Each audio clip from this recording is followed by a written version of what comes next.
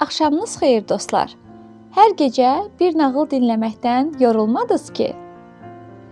Elə isə keçid alaq növbəti nağılımıza.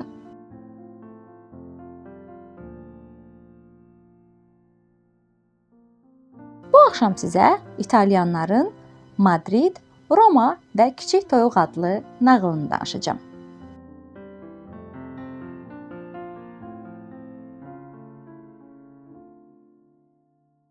Madrid adlı İspan və Roma adlı İtalyanın əhvalatını bundan qabaq danışmışdım.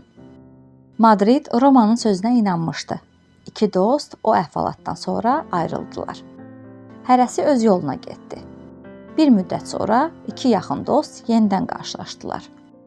Çox ac idilər və artıq balaca bir toyuqları vardı. Bu toyuğu bölsək ikimiz də ac qalacağıq, Madrid dedi. Ona görə də gəl onu bölməyək. Toyuğu birimiz yeyək.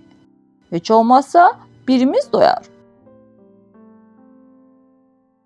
Yaxşı, bəs kimin yeyəcəyini necə müəyyən edəcəyik?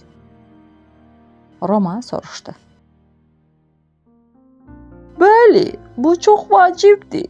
İstəyirsənsə gəl belə edək. İndi yataq. İkimiz də gördüyümüz yuxuları yadımızda saxlayaq. Hansımız daha gözəl yuxu görsə, toyuğu da o yesin. Yatıb yuxuya getdilər. Amma Madrid biraz sonra yuxudan oyandı. Toyuğu ləzzətlə yeyərək tox qarnına dərin yuxuya getdi. Səhər yuxudan oyananda əvvəlcə Roma danışmağa başladı. Çox gözəl bir yuxu gördüm. Möhtəşəm bir sarayın taxt salonunda oturmuşdum. Almazlarla, zümrüdlərlə bəzədilən bir taxtım vardı. Sanki böyük bir ölkənin kralı idim. Hər tərəf xidmətçilərlə dolu idi. Qabağımda elə bir süfrə qurulmuşdu ki, əzizim, həyatım boyu beləsini görməmişdim.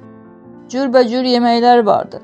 Süfrədəki bütün yeməklərin sadəcə dadına baxmaq üçün neçə gün lazım gələrdi. Musiqiçilər çalır, rəqqasələr oynayırdı. Yaxşı. Bəs sən yuxuda nə gördün? Mən də yuxuda səni gördüm.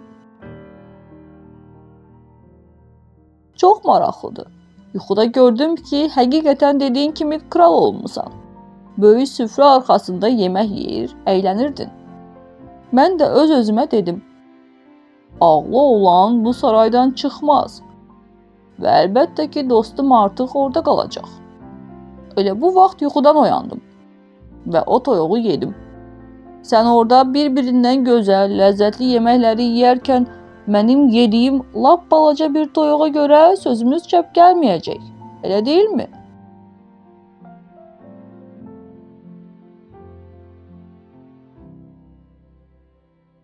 Roma çox qəzəbləndi. Amma deməyə də bir söz tapa bilmədi. Beləcə əvəz-əvəz oldular.